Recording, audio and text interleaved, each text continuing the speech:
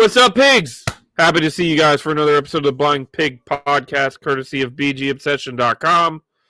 Before we get going, as always, you can find us on all major audio platforms, youtube.com, all major socials, and, of course, at the mothership, bgobsession.com. So, gentlemen, before we get going totally on this podcast, I would like to take a second to recognize the day that is today, Veterans Day, a day that we all need to take a moment to appreciate. I think you can, no matter where you stand on any spectrum of anything, you can appreciate the people that have done what they have done to make this country what it is. So I take a minute. I ask you guys if you want to reflect. Brother John, you were a Marine. Would they say there's no such thing as an ex-Marine? Only no longer enlisted Marines. Is that the case? Yeah. But I was military in my family. My dad, my uncle, my mother, my grandfather, my other uncle, my couple cousins, long list of military. So I can appreciate the military. I always love everything. That's part of the inspiration behind the new logo that's backwards, apparently, with the camo. So, boys, happy Veterans Day to you, and I appreciate everything what the veterans have given us. Yeah, yesterday was the 250th birthday of the Marine Corps, which shares something in common with us, because it basically started with a bunch of drunks in a bar unfortunately in Philadelphia at Ton Tavern. But anyway, simplify to all my Marine buddies out there. And I always think of Mike Monroe, who was a fellow lieutenant in Desert Storm with me, who passed away before we got to the actual ground war. But I always think of him and I think of his family on Memorial Day and Veterans Day. And but anyway, if you served in the Navy, Marines, or the Army or Air Force or Coast Guard or National Guard, or I guess the Space Force, we have to include them now. I don't know what they are, but we'll include them. But thank you. Mm-hmm. And I always tell people at work, especially because I'm a nurse, there's a lot of ways to serve. So if you're a teacher or in law enforcement or any kind of public service, thank you as well, because certainly those are just as worthy of mention as the military. But anyway, it's a good day to remember people and to thank the guys that are somewhere out there. There's a bunch of people sitting around in the rain or in the sweltering heat saying, damn, this sucks. I would much rather be in an air-conditioned building or on a mattress somewhere with a soft pillow. And so thank you guys that are out there serving, if anyone's listening. Hear, hear. I got nothing to add. You guys covered it all.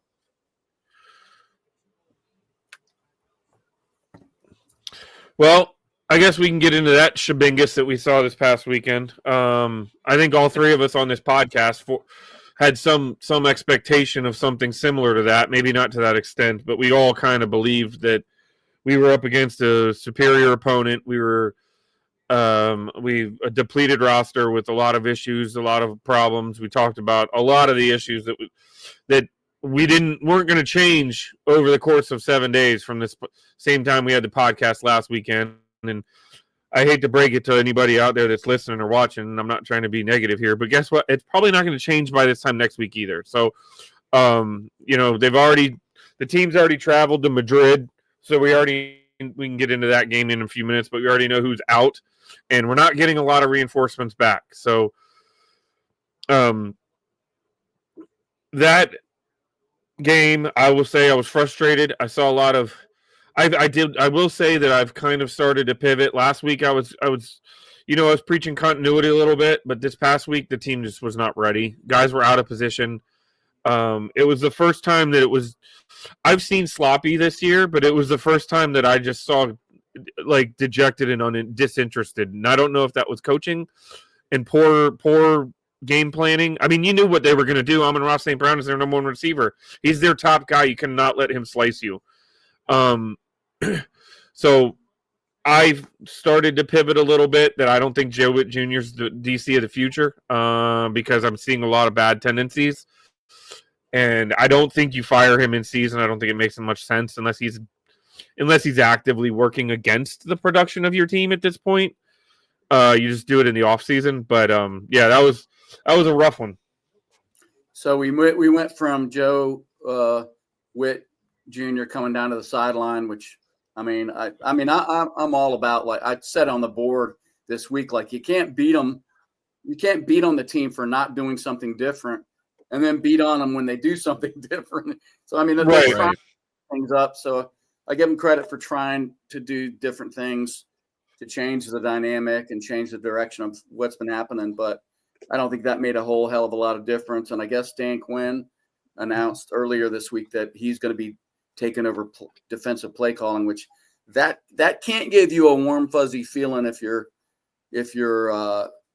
Joe Witt. I think that's kind of I don't know if that's the writing on the wall, but it certainly feels that way. Like, I mean, I don't think he has a choice. I think that's kind of the next step. He's got to do something different to try to get some positive momentum in the other direction from where we're going. Because I also think just what you were saying, Derek, I think that, we kind of forget that the players are human beings like we are, and they've got to be just feeling dejected and beat down and demoralized. And I think Dan Quinn's really good at like putting as positive a spin on things as you can.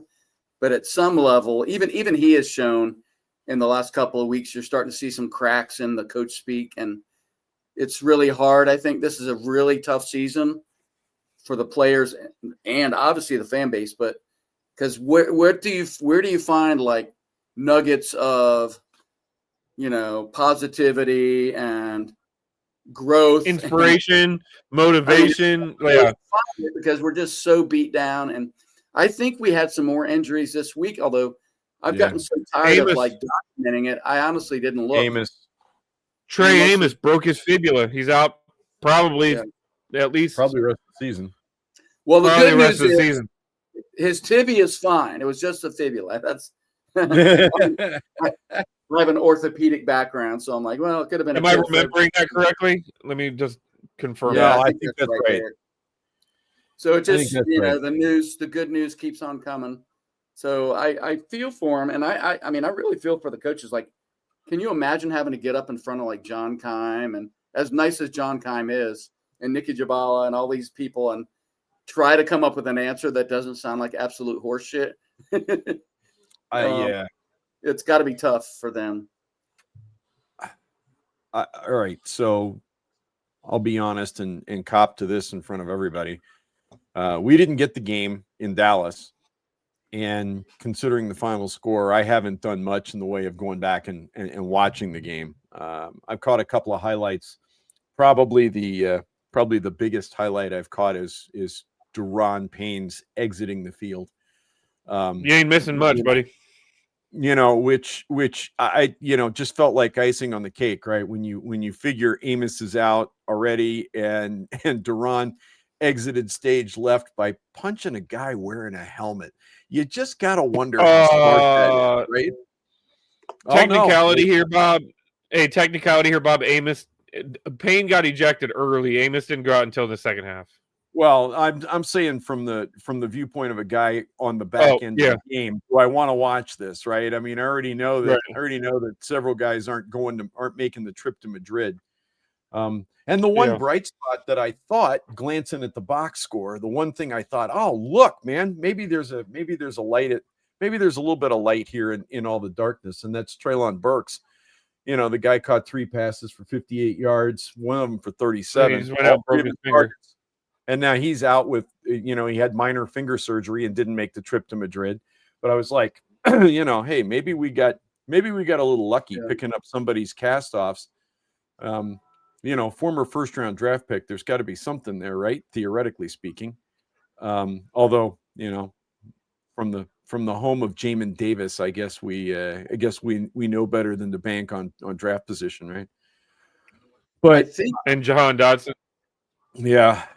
I think that game, just to reinforce that you didn't miss anything, Bob, I think that is, if I'm not mistaken, we have not lost 4 in a row by 20 points plus since Marty's first season when he went 0-5 to start, and they were all like hold on, time it. nobody has lost by 24 straight since like 02, and it was like the Cardinals. Like, Yeah. that's Well, not just a us thing. That's a anybody in the NFL thing. yeah, I think that's the part that's, I don't know. Again, I mean, I don't know about you guys, but I think most fans would just like to like hit the eject button and just go on.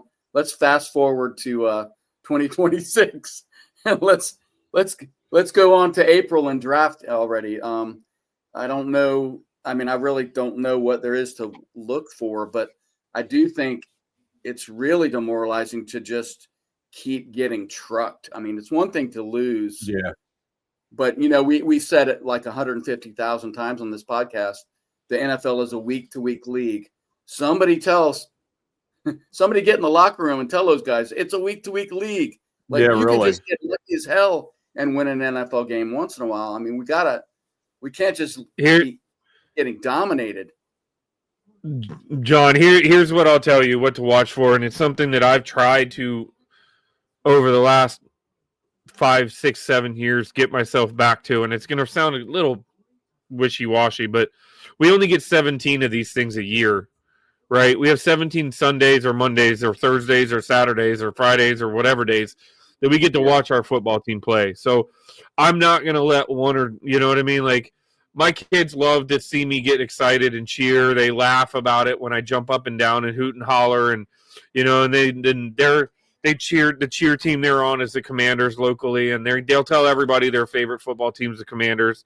Like, at the end of the day, I'm going to watch every game. I'm going to watch the next 7 games, and is it going to mean that I'm going to be – my expectations have been changed, and if we can have a couple good games that I can get excited about, I'm happy about it, right? Like, that's what I'm watching for. That's what I've always watched for, because if I can wax poetic a little bit here, what brings us to this is what brings us all together, even on this podcast, is watching our favorite football team. It's, you know what I mean? We have dealt with 30 years of ineptitude and just absolute shit product on the football field. So we're swimming in familiar waters, and the people, I don't know why people are so excited about it, but hey, guess what? At least Dan Snyder's not our owner anymore. Like, I you know what I mean? Yeah. Like, and I think there's a lot of trauma here. There is, and I'd love to see Ben Sinnott. What can Ben Sinnott do? Let's see some more from him, right? And let's see what more can Tyler Owens do, and what more can Johnny Newton. Can he take that next step? Because I don't think Payne's here next year. Can Newton be the guy that's lined up next to Kinlaw? And, you know, a lot of things that inside the game kind of things. And if we steal a few, hey, let's have some fun doing it. Yeah. I guess I'm kind of there as well. I mean, I don't see Daniels coming back anytime soon. Mariota seems to have played well on Sunday for the most part, but, you know, when you're giving up 44 points and most of your best offensive players are either on IR or on the sideline, Daniels, Eckler, McLaren, you know, it's kind of tough to stick with a team that's running. Noah Brown, Luke McCaffrey, right. I do find it amusing, and I think we mentioned this a couple of weeks ago on the pod. You go back and look at those 4 games we lost by 20 points, then look at the game before that. Chicago by 1. What happened to Chicago last year after we beat them on the last play? The bottom fell out of their season. They lost like the next 7 games or something. They weren't that bad a football team. They were not a bad enough football team to lose the next 6 or 7 games or whatever it was in a row last year. I think that loss to us just let the air out of everything in the Bears franchise. And I think the Bears returned the favor this year and just flat let the air out of everything. Granted, we were already having a tough season with injuries and whatnot. And that's, you know, that just is what it is. And I don't want to hear anybody say it's an excuse. And I don't want to hear anybody say every team has to deal with injuries. I've been watching the NFL for 50 years now, and I don't remember a team, not a Washington team, any team dealing with the kind of injuries that we're dealing with right now this year. You know, maybe close. Yeah, Detroit was decimated last year. There's no question about that. But they were all on the defensive side of the ball. And when your offense is playing track meet football and can put up 40 against anybody in the league, you tend to win more football games than you lose, which is what they did to the end of the season. And then they ran into another team playing track meet football in Washington and couldn't sustain it. They also had a couple of turnovers, which we hadn't been getting. I mean, I guess you could say the ball bounced right? But, I just look at this and it doesn't feel like this year was supposed to be. And I guess maybe that's why I'm just not terribly broken up about it at the moment. I feel like last year is a much better barometer of what this organization, as it's currently composed, can do. Granted, we've had a couple of guys I think have probably taken a step back due to age. You can't predict that necessarily. You know it's going to happen sooner or later, but how do you know when Bobby Wagner is gonna bow to Father Time or Zach Ertz is gonna bow to Father Time? You don't. And as long as they're playing well, you keep giving them the 1-year contracts, right? I totally get why Adam Peters did what he did. We had great chemistry in the locker room, and we were greater than the sum of the parts. And I feel like they thought they could probably capture that same magic again. And if we had been as healthy this year as we had last year, who's to say that they wouldn't have been right? But we're not healthy, and it's not natural what's happening. This isn't normal next man up football when you're 3 and 4 deep at a single position. That doesn't happen often in the NFL. And it certainly doesn't happen at multiple positions on the same team in the same season. And so the other aspect to that is that we have seen, I don't think we are as good as we have shown when we are our best, but I also don't think we're as bad as we have shown when we were at our worst. Like that first half against the Chiefs was that if that team plays in 17 games, we're a different football team, but it's flashes. Now, unfortunately, there's been some really bad flashes also. So am I going to sit here and say that we are the team in the first half against the Chiefs? No, but we're capable of that. But equally, do I think we're the team that we are at our worst? No, but we're capable of it. Like, it's there. Sorry. I think one thing that we don't think about that maybe we're seeing a little bit of, and I'll explain why I think this in a minute, but I think they're pressing a lot. I think the coaches and the players are pressing, and I've heard Quinn and Witt Jr. both reference and Cliff Kingsbury. All three of them have referenced like guys trying to do too much, trying to like put the soup, like don't try to take off the cape, don't try to be Superman, just do your job.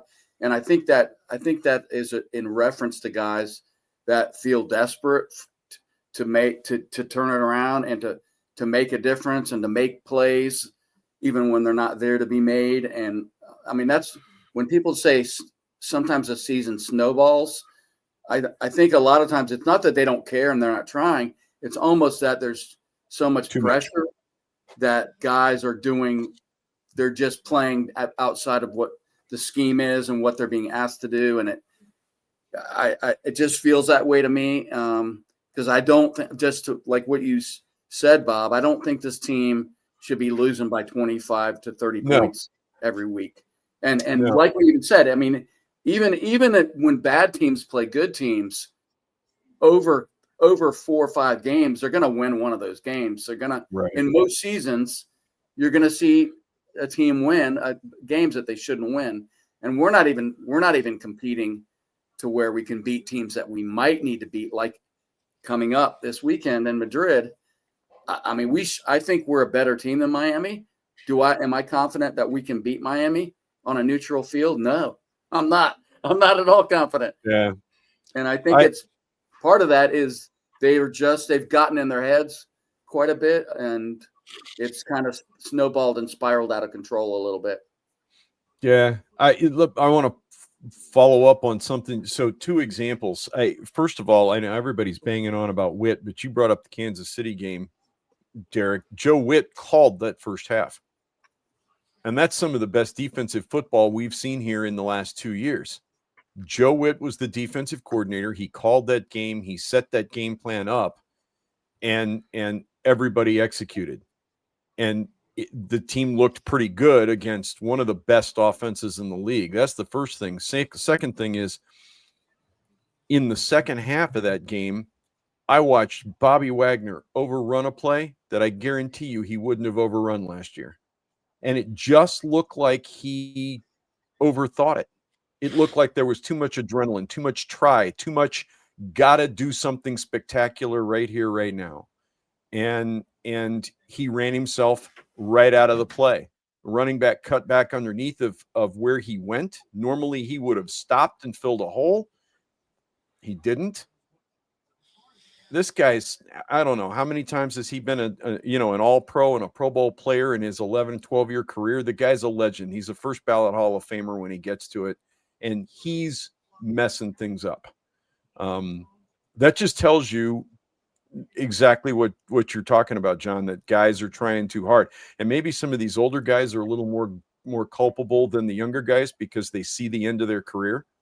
And they want to go out on a high note. I don't know. That's pure speculation on my part, but I can tell you that if I thought it was coming to an end for me, I'd want the last year to taste good. I wouldn't want to leave with a bad taste in my mouth of 5-12 as opposed to 12-5. And I would probably be trying to up my game, both to lead by example as well as to try and make a difference on the field. And maybe doing too much. To that point, Bob, I saw a lot of people that are smarter than I am speculating and talking about that Chiefs game, and that in the first half we were playing man, and then in the second half, for some reason, they switched to zone, and we got exploited. So, yeah, Joe Witt called that half.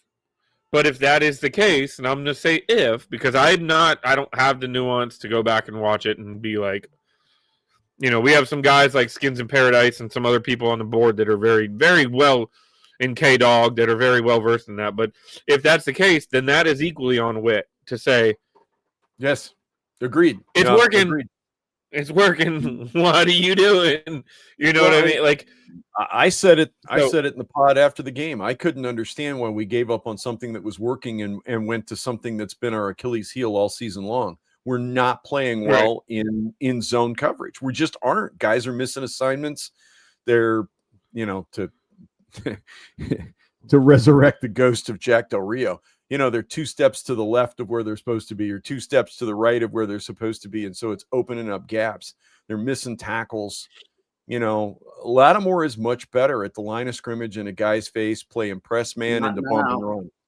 Not now, but the first half of that Chiefs game, he looked like a man reborn. And then the second half of that Chiefs game, he looked like a liability again. And you gotta wonder. I don't know why Joe Witt made that call, and you got to wonder at some point in time. You got to look at Dan Quinn and go, "Why didn't you call up to the press box and say, dude, man was working in the first half. Give up on zone. Go back to man." I kind of look at it a different way, which is that Kansas City basically went in at halftime, and Patrick Mahomes said, "Let's stop fucking around," and then went out and completed 17 straight passes or whatever it was. It's very, very true. You're not wrong. Better than us. I mean, I just wanted to mention one thing. I wore my little watch cap today for a reason, which is, it's cold. The fan base, yeah, that too. It is cold in Carolina, but the fan base is. I've seen a lot of I can't take anymore. I've spent 30 years. I've spent 3 decades of suffering. And it's like, you know what, guys? That's not Adam Peters wasn't here for that. Dan Quinn wasn't here for that. Mm-hmm. None of these players were here for that. It's kind of like, you know what? I get it. I'm traumatized too by my previous, decades of misery and disappointment. But I just think we got to try to keep perspective, and there's still a lot of good things. I think we have a capable GM. We may not have a perfect coaching staff, but we certainly have a professional NFL. We don't have any bingo callers making offensive play calls. We don't have an OC, someone that applied for an OC job promoted to head coach. We're going to be okay. And the biggest thing is we got Jaden Daniels. We're going to get him back healthy. Maybe next year, maybe this year. I don't know when, but I just wish that we could all take a collective deep breath and say, it's going to be okay. It really is going to be okay. We don't know what the next 10 years is going to be like, but we know that it's better than it was going to be before the current regime and the current ownership came in. So we just need to all take a deep breath and calm the hell down. That's kind of why I said what I said before. To your point, is perfect example. We were 18 months into this thing. We cannot look at it like it's been 30 years of losing, because the biggest dark cloud has been removed from this entire opportunity, this entire organization.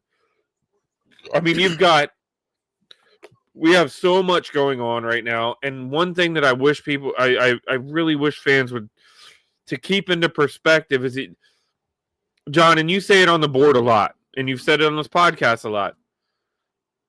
Even if you think last year was a fluke, it happened. You cannot take that away and say that data point is any less important than the current data point, right? There's got to be some, either you judge that in a vacuum and this in a vacuum, or you judge the whole of its parts. Am I saying Dan Quinn's going to make it? Are we going to be a perennial Super Bowl contender? I don't know. I don't know about Adam Peters yet. I have lost a lot of feeling on Witt, and I think you've even echoed it on the board that you don't think that Witt's here next year. There's probably a move to be made, and it's probably Witt, just based on the line of how things are happening, right? The actions and but to act like this team is now at the bottom of the rock bottom barrel, which I have heard people say that this is the worst that they've ever seen this team play. And I'm like, come on. I've been a fan for 40 years. I promise you this is not the worst I've ever seen this team play. Yeah. That's a bold statement. I mean, there were people trying to convince themselves, me being one, that Taylor Heineke had what it takes to get us to the promised land, right? That all of these things can. So I'm with you. Take a beat. It sucks, but guess what? Every NFL team goes through this, unless you're like the Packers, where you somehow just get 45 years of all-pro quarterbacking. Yeah. You know what I mean? Every team goes through this. Every team. I was watching, we had some good buddies over at the Burgundy and Gold Knuckleheads podcast, Reggie and Ken, and I happened to catch their podcast last week. They did theirs right before we did ours, and oh man, Reggie, I love you, man. He was so down and so demoralized. I just wanted to give him a big hug. Give him a hug. And Reggie and Ken, those guys are, I mean, they're smart and they're realistic, and they're not like knee-jerk fans. But man, Reggie, he just was so down. And I'm like, oh, I feel you. But at the same time, it's like, come on, man. It's gonna it really is gonna be better. I feel like it is gonna be better down the road. So we just gotta hang in there. Well, you know what's cool? You know, we haven't even we still have something to look forward to this off season, or this next month. Is because we're set to be on Hard Knocks NFC East edition that rolls out the first week of December. So a lot of what we're experiencing right now, we're going to see it, and we're going to start to see some more information about what's going on behind the scenes and how it's actually getting handled. So some of this speculation might get mitigated and might get thrown away, that we might see Dan Quinn throw a clipboard at Joe Witt's forehead or something. You know what I mean? And these fans that have been upset are going to be like, yeah. And it's like, all right, well, then that's what we're saying. Calm down with things. We don't know what this regime has been as tight-lipped as anybody. They have made their own decisions. There is no external influence, and they're not letting it leak. So there are so many things going on, I'm sure, in Ashburn and in that facility that we are not privy to right now. Let me ask you guys a question, because this has been a hot topic. Setting aside what happens, well, we can include what happens on Sunday morning in Madrid if you want to, but there's been a lot of debate about do we bubble wrap Jaden Daniels if he comes? Let's say that he is able to come back with the injury to the non-throwing elbow. Let's say he's able to come back for the Denver game after the bye. What do you guys think about that? Is it a situation where it's a kind of a lost season? It's not worth putting him out there. He's already been injured 3 times. I know a lot of people say there's no precedent for not starting, a potential franchise quarterback, whether you're having a horrible season or you're not, if he's healthy. But what do you guys think about that? Because I know some people are like, bubble wrap him, man. It's not worth the risk. A lot of guys are like, no, we don't do that in the NFL. He's got to play. What do you think? What do you got, Bob?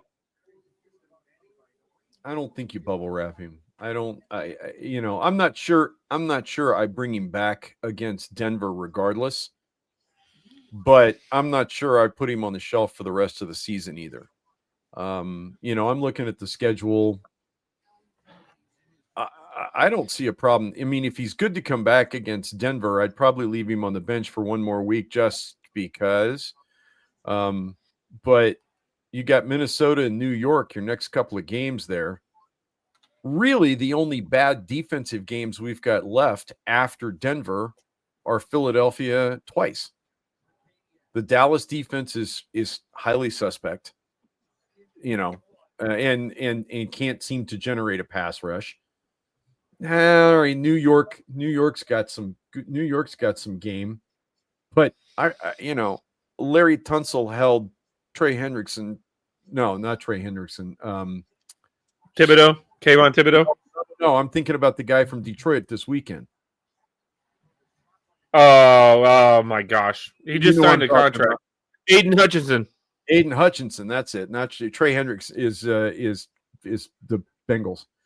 Yeah, I mean, he held Hutchinson without so much as a pressure. I mean, that's kind of unheard of. So I don't know. I'm just kind of looking at it. I don't. Well, he's been hurt 3 times already, Bob. I mean, I know, but the team's John, not. You could roll him out the first game next season. I'm just saying that argument sounds good, but the fact is he's gotten pummeled. He's gotten beat up and hurt 3 times already. I know, but yeah, and both of those were outside the pocket running because he was trying to do something, right? Well, he's going to keep the knee injury was outside the pocket running, and here's the thing.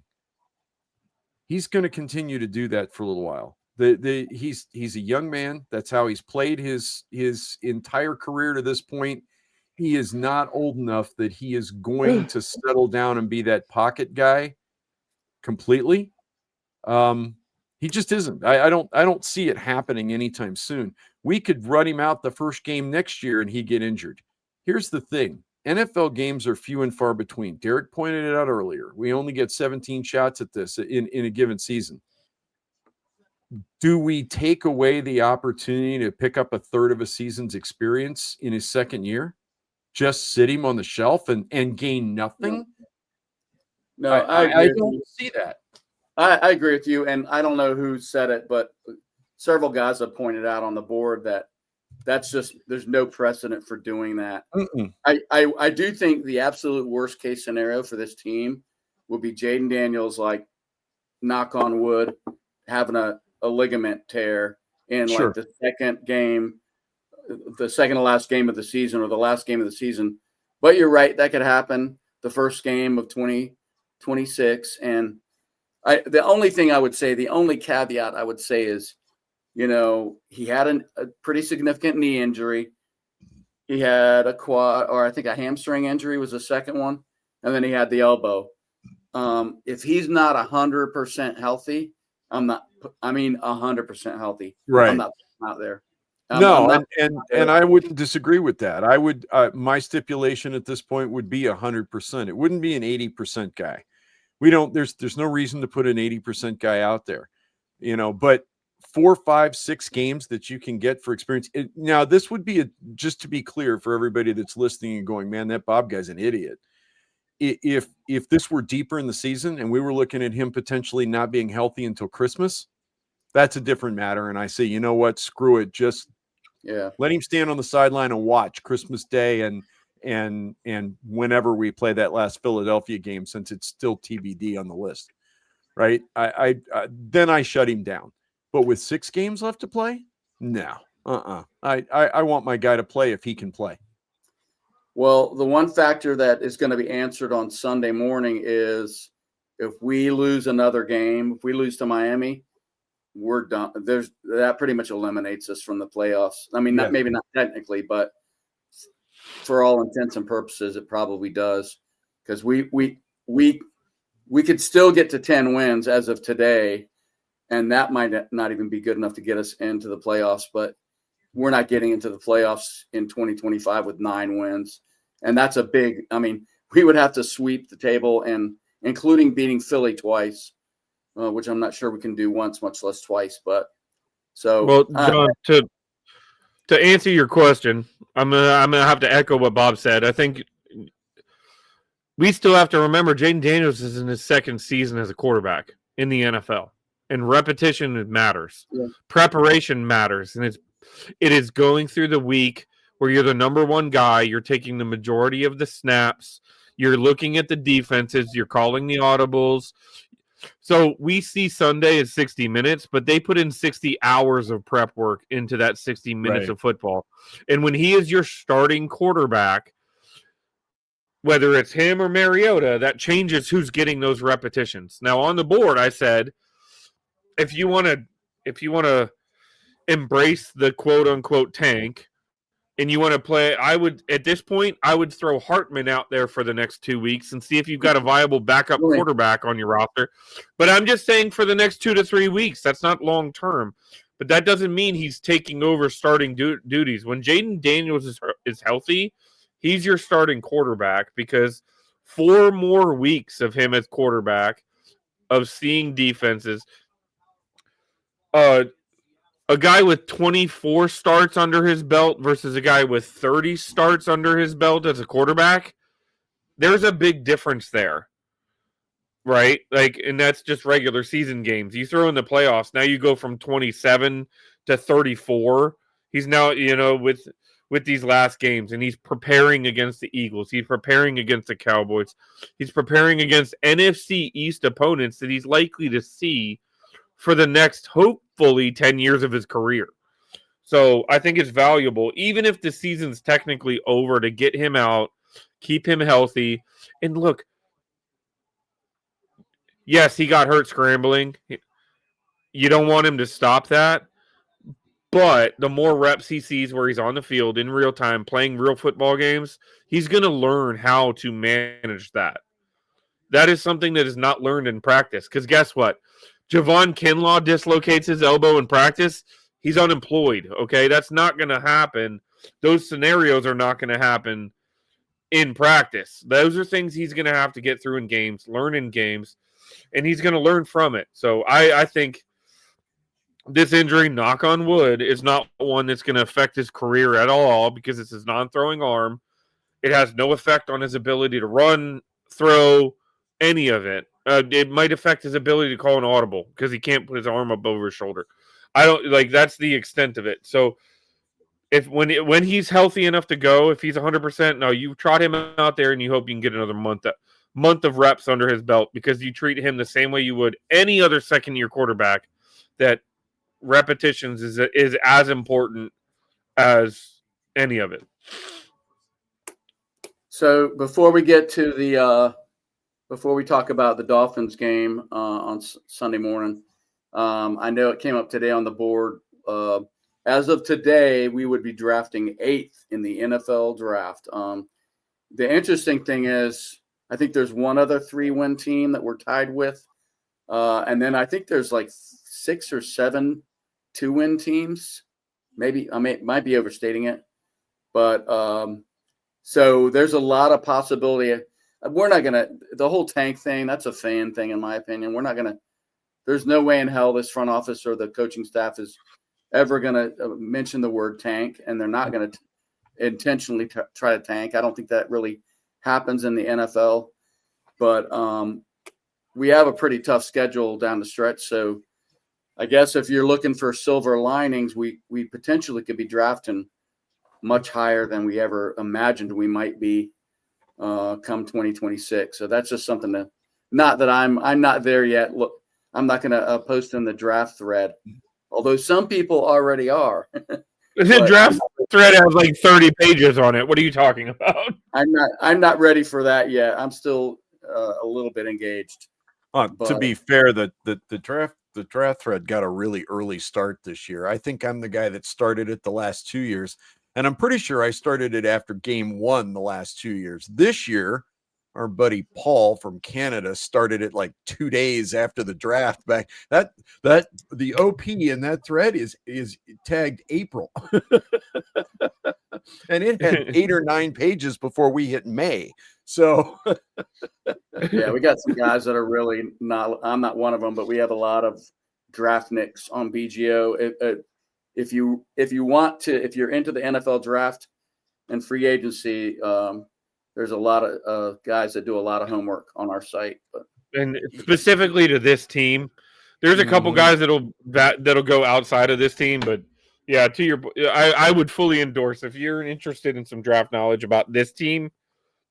We've got a couple guys on there that are pretty in depth, and we usually surround it to what, even if we're talking about other picks, it's usually ramifications back to the Commanders. So, and to talk about the draft, if you'd asked me last year before the season started when I thought we'd be drafting this last April, I would have told you we had another top 10 pick.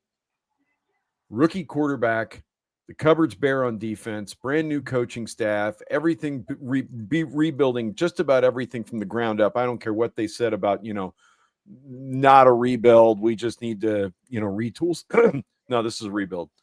and it's a rebuild like few NFL franchises have had to go through, if we're really honest about it. Last year, very much a fluke. And the reality is, it may have set us back because our draft position dropped so far.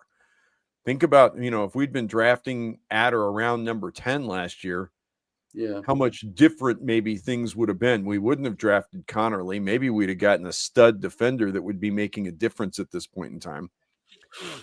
I don't think this is again, maybe I'm just overly optimistic and just a straight up homer, but I'm not crushed by what we're doing this year. I'm still optimistic about the future. I think this puts us in a great position. Not that I'm counting draft position, just like you, John. I'm really not paying attention to it and won't until the season is done and we're locked in. I mean, it doesn't matter. There's no reason to get excited until after the last game because we've all watched everything change. Going into the last game 2 years ago, we could have been anywhere from 3rd to 5th in the draft order or something, or 2nd to 5th in the draft order, and it just so happened we ended up 2nd and got Jaden Daniels. No, first to fifth. The Jets hit a field goal against us with no time to go, if I'm not mistaken. It ended up we lost that game when we had a lead. If they had missed that field goal, we would have won, and it would have dropped us down to like 4. Like there was a lot of it and a lot of volatility. So good luck trying to predict that nonsense. So, but to your point, Bob, if it's not when it's not, it's I try to keep track of it and I try to pay attention to guys who are going to be around where we're at, but there's no way to predict it. And then guess what? Guys that you don't expect to be there are going to be there later than you want. And guys that you want to be there are going to be taken earlier than you expect. Right? Like, so it's complete and total crap. So the lowly Dolphins. I'm moving us on because we're drifting into talking about the draft. Right. That's why I said, are we going to talk about Miami? Yeah. So the lowly Dolphins coming off their best game of the season, up and beat the Bills on this past weekend. If you didn't catch that, they have only beaten 3 teams like us. They've beaten the Jets, they've beaten the Falcons, and then of course they just beat the Bills in their rematch. And then they've had losses to the Colts, the Pats, the Bills, the Panthers, the Chargers, the Browns, and the Ravens. So they're kind of like us. They played some pretty good teams and some. Well, they have vastly underachieved. That team has Mike McDaniels was at one point the odds-on favorite to be the first coach fired in season, if I'm not mistaken. It ended up being Brian Daboll. So, by Giants. He was. There was a lot of criticism in Miami for a long time, and he kind of pulled this one out of his ass. So I wonder if people think he's gonna lock up or at least kind of save his job for a little while. But that team is not in good shape right now. Well, they're bottom 10 in both offense and defense, which is not a good thing. Their rushing defense is almost bottom of the NFL, so they really struggle stopping the run. Tua is not having a terrible season in terms of, he's throwing upwards of 70% completions, but he's got almost as many interceptions as he does touchdowns. He's 17 touchdowns so far this season, 13 interceptions, that's not a good ratio to have, a 50-50 ratio.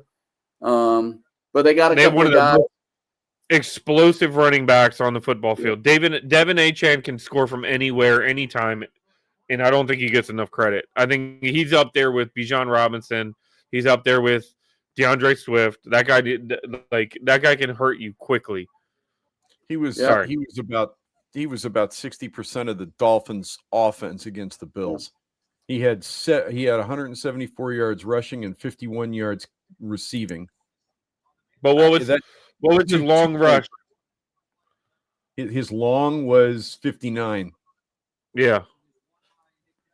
I mean, he's approaching 6 yards a carry. You take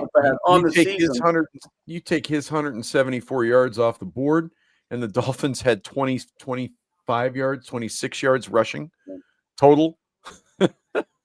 They've got Waddle.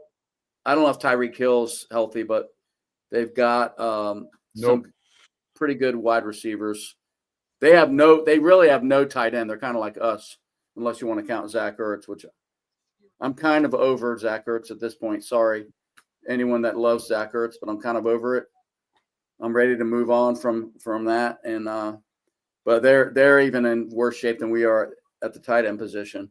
So it's pretty much Waddle and the running back that we have to worry about. Yep. And Waddle can hurt you, and he can hurt you quickly.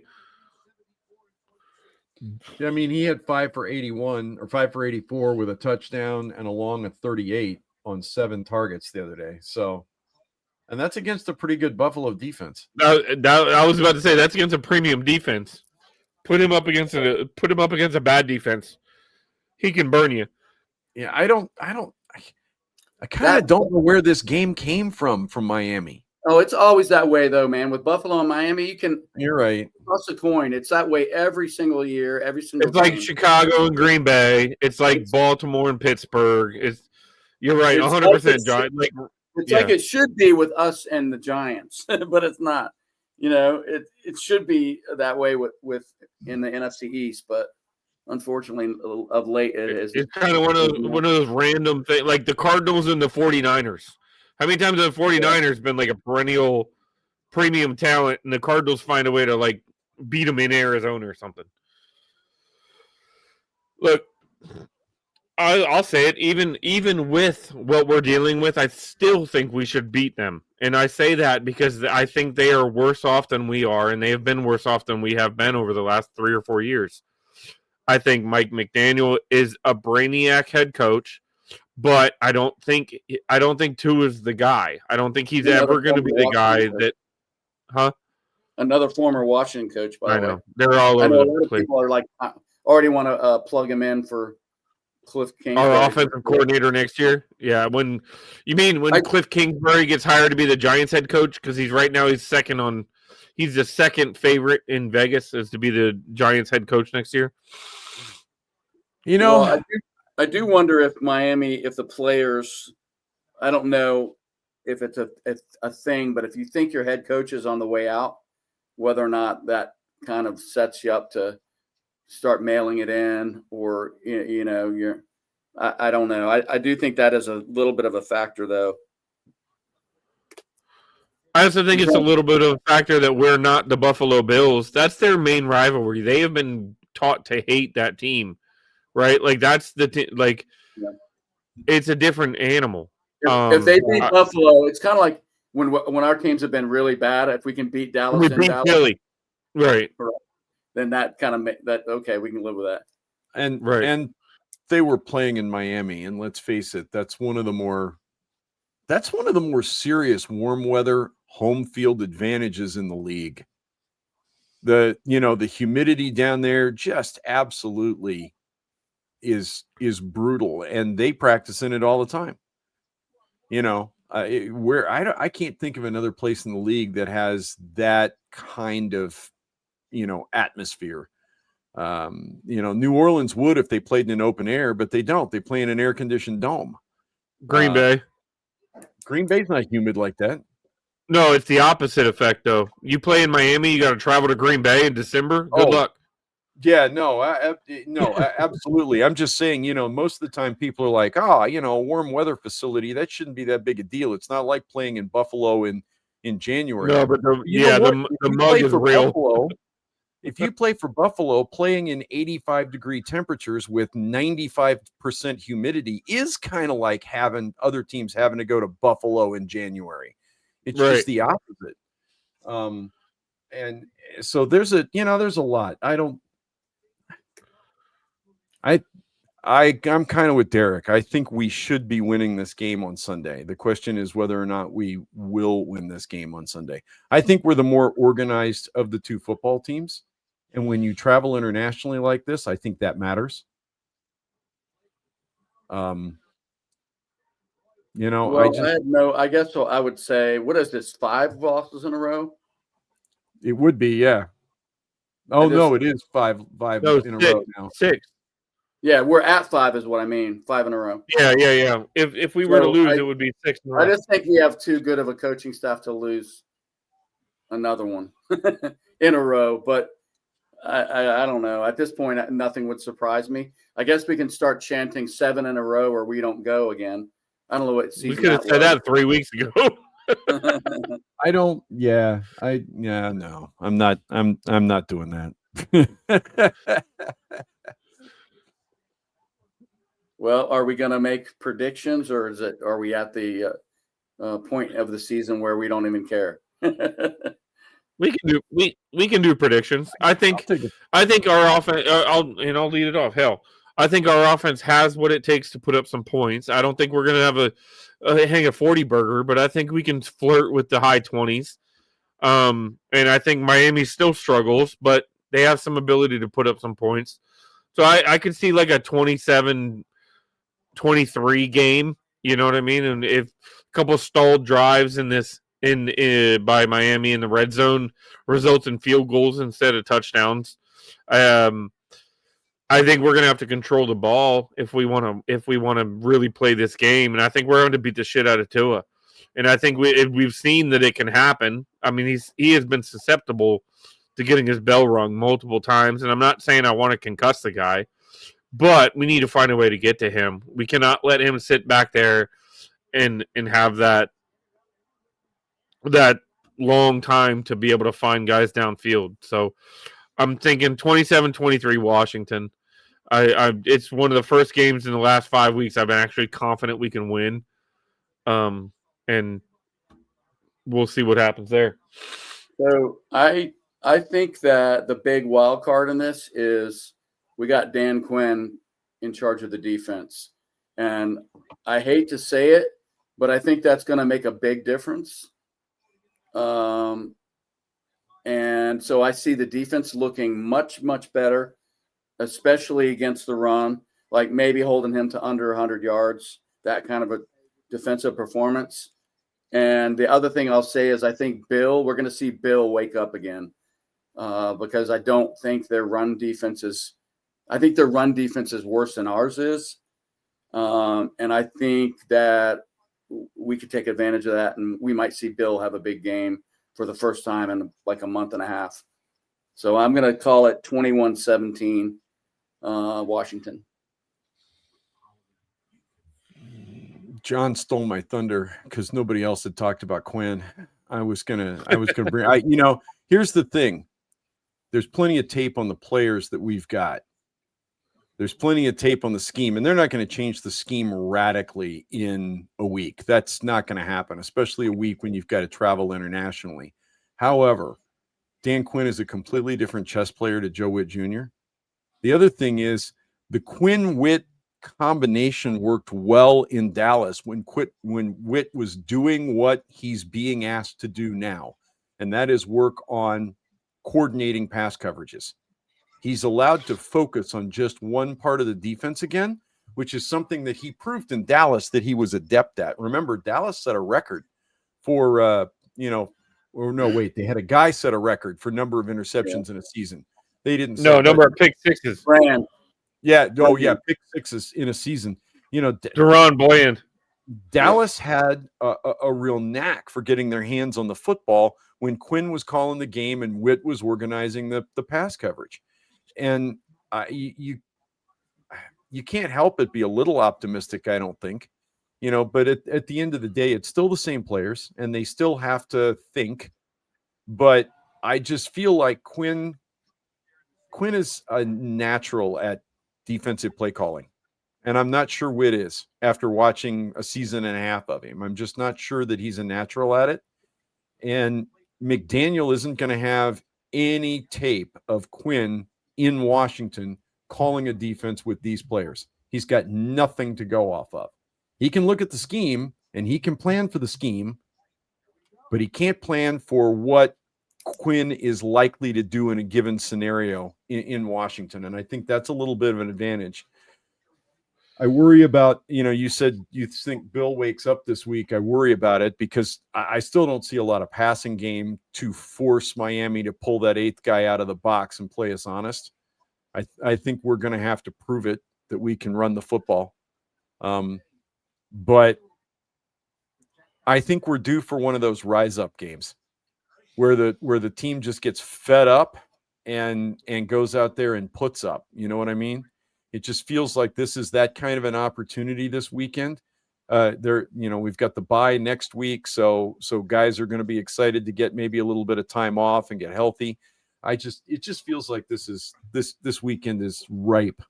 I'm going to say 27-20 Washington. You know how happy I would be with a 7-point win this week? I would be so excited to see that. Yes, so would I. The upside and the downside is this game is so early on Sunday that if it goes well, the rest of your day is lit, right? And if it goes wrong, the rest of it's shit. Yeah. You just drink yourself into a stupor and I'm hosting a Friendsgiving in my house that day. So basically, it's like any other Sunday, right?